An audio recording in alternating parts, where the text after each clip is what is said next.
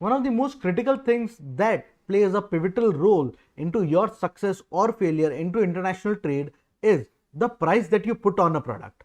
So if the pricing is wrong, it is way overpriced, then nobody will buy your product, and if the price is way low, then people will buy your product, but you will not be able to make good money.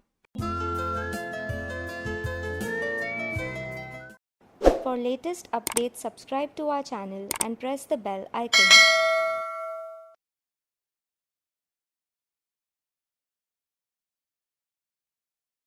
So today we'll discuss what are the factors to consider while finalizing the sales price of your product. When we are selling a product, of course, the first cost to consider is the material cost. How much does the material cost? The finished product, the raw material, whatever you are selling, what is the final cost of the product? That is A.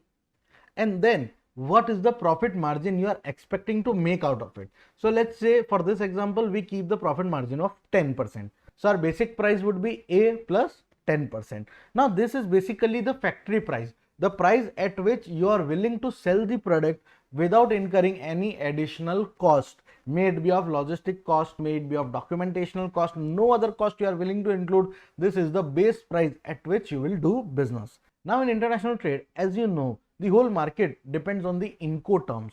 What are the terms finalized between you and buyer? Now let's say the buyer says that okay, I'll come and pick up goods from your factory, you do not need to do any other work, give me the quotation. Then our basic quotation of A, that is material cost plus 10%, is good to go. But if the buyer says you need to deliver it to the port and load it up to the ship, then our quotation will increase, and here we will have to consider the logistics cost as well. So the second part, the B part of the cost, would be logistics and material handling cost.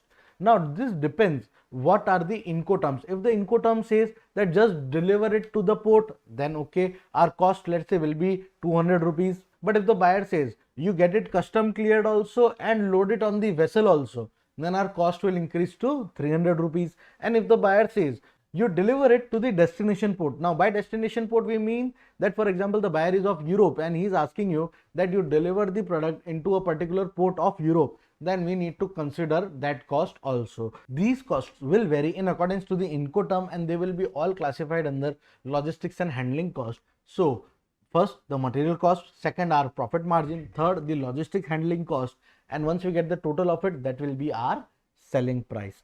Now the another cost to be considered here could be of insurance. Now if the buyer demands that you do the insurance and then sell us, then we'll have to add the insurance cost also into the quotation and give it to the buyer. Now these are the basic costs which almost occurs in each and every shipment depending on the Incoterm, but besides it, sometime we need to incur additional cost also. Now the buyer would say that okay, you manufacture the goods, you send it, but you put our label on it. So here the label cost will increase. The buyer may demand the quality certification from a particular agency, that okay, I trust that your product is good, but I want it certified from XYZ agency. In that case, the certification cost will also increase. Besides, it's couple of products like hazardous chemicals, food products, they may need a special license, and this license cost will also be included into the quotation. So all in all, we can summarize it in this way, that first of all we need to consider the material cost, then we need to consider the profit margin, then we need to consider logistics and handling cost along with insurance and additional requirements of the buyer. See, the buyer is going to pay and he might ask for XYZ services. We as a service provider, we as a exporter should be willing to undertake his needs, but also not on our expense, on his expense, and make sure to charge the buyer for the same. Well, I hope you got a clear understanding about this topic. If yes, then like this video, share it with your friends, and do not forget to subscribe our channel to become a smart logistician. Well, this is Kunal signing off. Till next time.